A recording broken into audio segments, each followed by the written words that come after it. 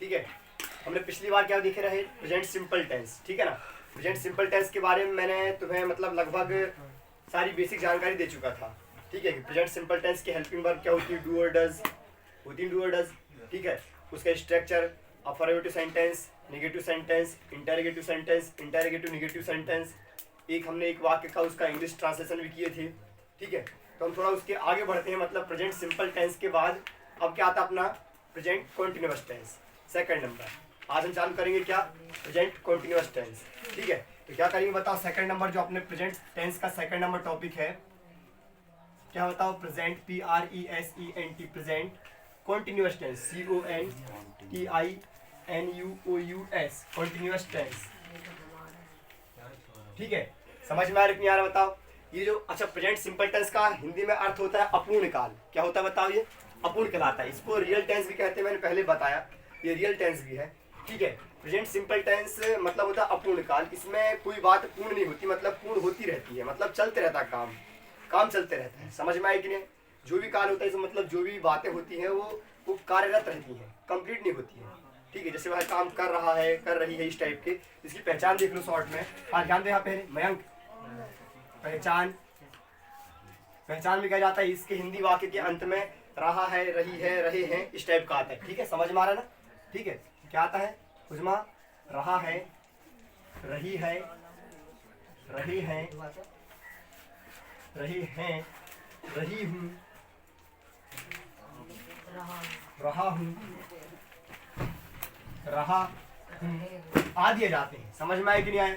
इस टाइप के यदि वाक्य के अंत में ऐसा आएंगे छावरी, तो क्या होगा बताओ, यदि वाक्य के अंत में रहा है, रही है, रहे हैं, रही हूँ, रहा हूँ आदि इस टाइप के वाक्य आते हैं, तुम समझ जाओगे प्रेजेंट कॉन्टिन्यूअस टेंस है। समझ में आया कि नहीं आया, ठीक है। इसका स्ट्रक्चर STRUCTURE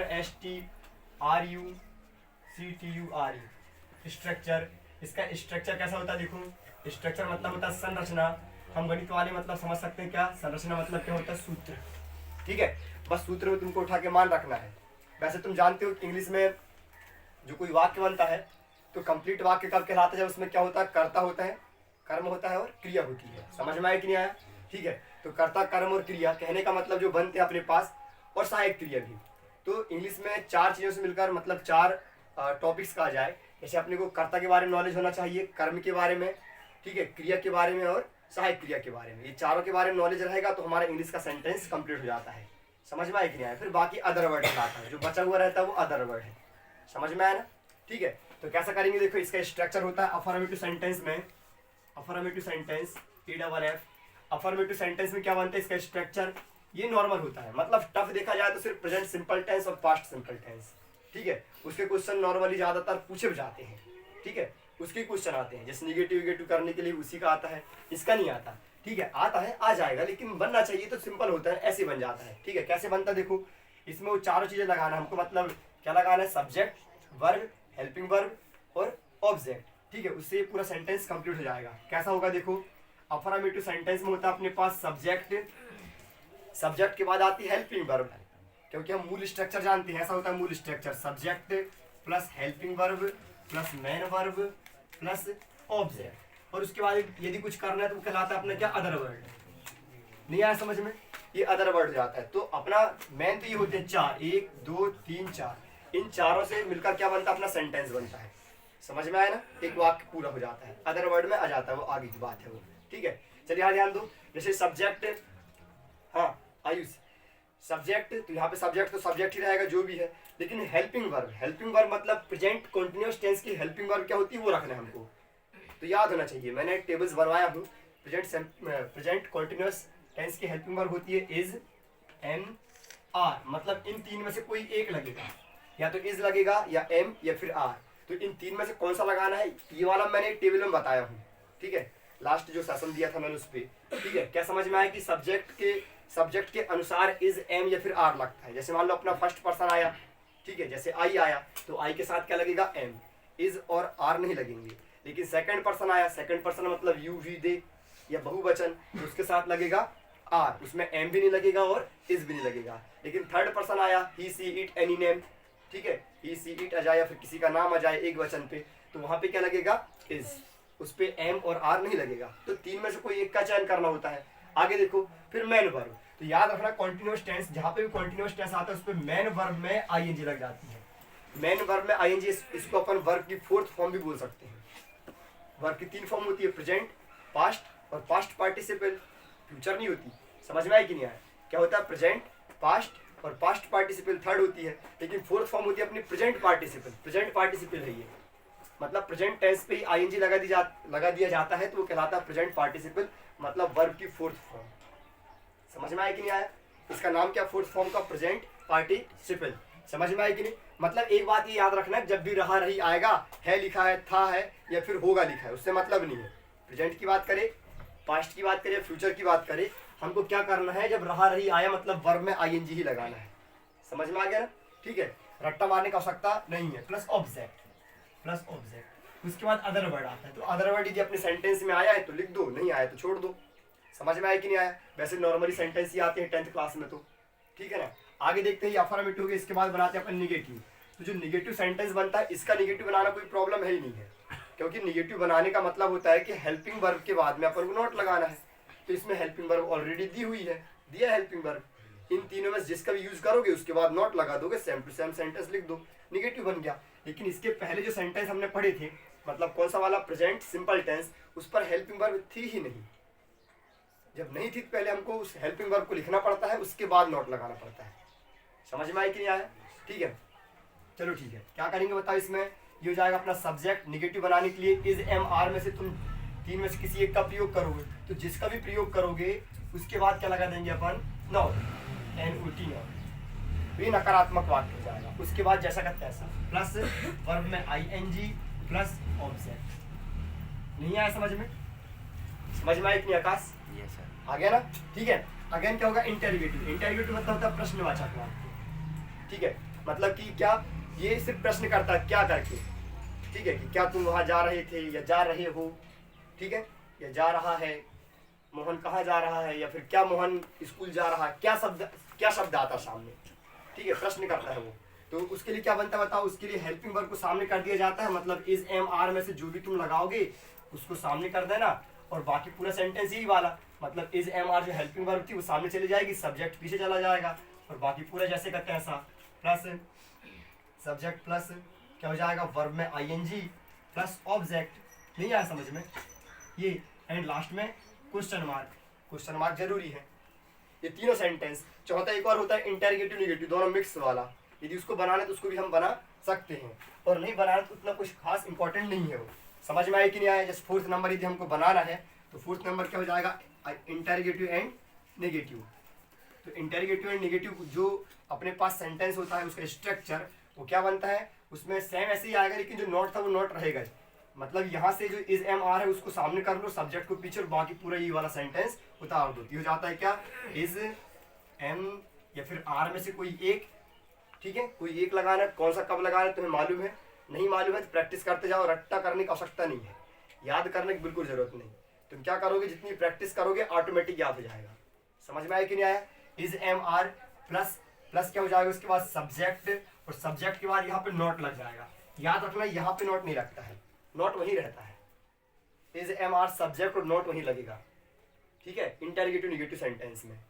ये सेंटेंस कौन सा है? इंटेरोगेटिव भी है और निगेटिव भी है। समझ में आया ना? इसका हिंदी अर्थ भी बताऊंगा अभी मैं, जैसे सेंटेंस पे हम हिंदी अर्थ के अकॉर्डिंग भी पढ़ लेंगे थोड़ा बहुत। ठीक है, प्लस क्या हो जाएगा? वर्ब में ING और प्लस हो जाएगा ऑब्जेक्ट। तो कोई और लास्ट में क्वेश्चन मार्क जरूर रहेगा इसमें भी, क्योंकि इसमें भी इंटेरोगेटिव सेंटेंस है। तो इंटेरोगेटिव सेंटेंस मतलब प्रश्नवाचक वाक्य, तो वो क्या रहेगा? लास्ट में क्वेश्चन मार्क लगानी पड़ेगा। समझ में आया कि नहीं आया? सभी के समझ में आ गया? एक बार फिर से अवलोकन कर दें इसका, क्या समझ में आ रहा है? प्रेजेंट कॉन्टिन्यूअस टेंस है, मतलब प्रेजेंट टेंस का सेकंड नंबर का। ठीक है, तो जो सेकंड नंबर इसका हिंदी अर्थ होता है क्या? अनिश्चित काल। सॉरी, अनिश्चित नहीं, ये होता है क्या? अपूर्ण काल। अनिश्चित तो अपना सिंपल होता है, ठीक है ना। ये होता है अपूर्ण काल। अपूर्ण काल है मतलब, अपूर्ण मतलब कोई काम चल रहा है, पूर्ण नहीं हुआ है। ठीक है, मतलब कार्यरत है। समझ में आया कि नहीं आया? तो इसके हिंदी वाक्य की पहचान क्या होती है? रहा है, रही है, रहे हैं, रहा हूँ, रही हूँ आदि इस टाइप के वाक्य आते हैं हिंदी वाक्य के अंत में, तो तुम समझ जाओगे प्रेजेंट कॉन्टिन्यूअस टेंस है। ठीक है, समझ में आया कि नहीं आया? इसका स्ट्रक्चर क्या बनेगा? Subject plus helping verb. Helping verb क्या होती है इसकी? इज एम आर में से कोई एक, प्लस मेन वर्ब में ING, इज एम आर में से कोई एक प्लस मेन वर्ब में आईएनजी, समझ में आ रहा आयुष? ठीक है, आईएनजी प्लस क्या हो जाएगा ऑब्जेक्ट। यदि निगेटिव बनाना है तो जो हेल्पिंग वर्ब थी उसके जस्ट बाद क्या लग जाएगा नॉट, निगेटिव बन गया। इंटेरोगेटिव बनाना है तो जो इज एम आर था हेल्पिंग वर्ब वो सामने चली जाएगी, जब वो सामने चली जाएगी और जो सब्जेक्ट वो पीछे चला जाएगा, मतलब एक दूसरे का स्थान चेंज कर लेंगे ये, ठीक है ना? समझ में आया कि नहीं आया? मतलब ये चला गया इज एम आर सामने आ गया और सब्जेक्ट आ गया पीछे, प्लस वर्ब में ING plus object plus question mark, last में लगाना हमको क्वेश्चन मार्क, ठीक है? और इंटेरोगेटिव निगेटिव यदि इसको बनाना है तो ये ऑप्शनल अपने लिए, बनाना है तो बनाओ, ना बनाओगे तो भी चलेगा, लेकिन सीख लो थोड़ा बहुत, बन जाएगा ना ये, ठीक है? क्या होता है इसमें is am are subject plus not, not लगाना है लेकिन हेल्पिंग वर्ब के बाद नहीं, वहीं पे रहेगा नॉट, जहाँ पे था वही रहेगा, सिर्फ इज एम आर बस सामने जाएगा, ये इंटेरोगेटिव निगेटिव कहला जाता है। समझ में आया कि नहीं आया? ठीक है, समझ में आया? एक और होता है क्वेश्चन वर्ड, लेकिन क्वेश्चन वर्ड के बारे में बाद में बताता हूँ, ठीक है ना? इसके बाद जो 5th नंबर होता है, 1 2 3 4 हो गया, 5th नंबर और होता है क्वेश्चन वर्ड, मतलब उसी में क्वेश्चन करता है। जैसे मान लो यहाँ पे बोल दिया उसने कोई एक हिंदी सेंटेंस बताओ, उसके बाद बताता हूँ, बोलो हिंदी का सेंटेंस बोलो, एग्जाम्पल बोलो कोई एक जिसके हिंदी वाक्य के अंत में रहा रही आता हो, जल्दी बोलो, बोलो सुमंत्रा, हरी अप, शिल्पा, तरुण खाना खा रहा है। तरुण खाना खा रहा है, तरुण खाना, इतना सा वाक्य बनने में इतना टाइम लगाते हो, तरुण खाना खा रहा है। समझ में आया कि नहीं आया? इसके हिंदी वाक्य के अंत में क्या लिखा बताओ? रहा है लिखा है, रहा है मतलब कि इससे हम ये समझ गए कि क्या बताओ ये प्रेजेंट कॉन्टिन्यूअस टेंस है। अब इसके हमको चारों सेंटेंस बनाना है, मतलब इसको चारों प्रकार से बनाना है कि तरुण खाना खा रहा है, तरुण खाना नहीं खा रहा है, क्या तरुण खाना खा रहा है, क्या तरुण खाना नहीं खा रहा है। समझ में आया कि नहीं आया? मतलब इसका मतलब क्या हो जाएगा? अफर्मेटिव सेंटेंस तो लिखा है हिंदी में, लेकिन जब इसका निगेटिव सेंटेंस बनाएंगे तो हिंदी में क्या बनेगा कि तरुण खाना नहीं खा रहा है, ठीक है? और यदि मान लो इंटेरोगेटिव बनाएंगे तो क्या तरुण खाना खा रहा है। समझ में आया कि नहीं आया? और जो 4th नंबर होता है अपना इंटेरोगेटिव निगेटिव, क्या तरुण खाना नहीं खा रहा है। समझ में आया कि नहीं आया? और एक जो क्वेश्चन वर्ड होता है वो होता है क्या? तरुण क्या खा रहा है, क्वेश्चन वर्ड। अब उसमें हमको पता नहीं कि क्या कर रहा है, मतलब क्या बोलेंगे? तरुण क्या खा रहा है, तो उसको छोड़ो अभी, तो इतना देखो। इसका जब हम क्या बनाएंगे बताओ? Affirmative sentence, EFF affirmative sentence बनाएंगे तो अफर्मेटिव सेंटेंस में क्या हो जाएगा? सबसे पहले आएगा सब्जेक्ट, सब्जेक्ट कौन है? तरुण, तरुण। समझ में आया कि नहीं आया? उसके बाद इज एम आर में क्या लगेगा बताओ? क्या लगेगा? इज, क्योंकि हमको पता है ये क्या है बताओ? थर्ड पर्सन है, एनी नेम थर्ड पर्सन में आता है वो, तो उसके साथ लगता है क्या? इज। उसके बाद क्या आएगा? वर्ब में आईएनजी, तो वर्ब क्या है यहाँ पे? ईट करने की, खाने की, ठीक है? क्या होता है बताओ? EAT, उसमें लग जाएगा आईएनजी, वर्ब में आईएनजी। समझ में आया कि नहीं आया? तो क्या हो गया? तरुण इज ईटिंग, फिर क्या खा रहा है बताओ? फूड, ईटिंग फूड, खाना को बोलते हैं फूड। नहीं आया समझ में? समझ में आ गया ना? यदि इसका निगेटिव बनाना है NEG, ध्यान दो, निगेटिव बनाना है तो निगेटिव कैसा बनेगा इसका? तरुण, तरुण इज, और उसके बाद क्या लग जाएगा? Not, not eating. समझ में आ रहा है तुम्हें? तरुण FOOD, फूड, ठीक है? इसके बाद क्या बनाएंगे? इंटेरोगेटिव बनाएंगे, तो इंटेरोगेटिव क्या हो जाएगा कि हेल्पिंग वर्ब जो होती है वो सामने जाती है, मतलब इज, इसका आई बड़ा बना देना, इज तरुण, तरुण का टी भी बड़ा रहेगा, ये तो जानते हो तुम, बेसिक नॉलेज ये तो, ठीक है?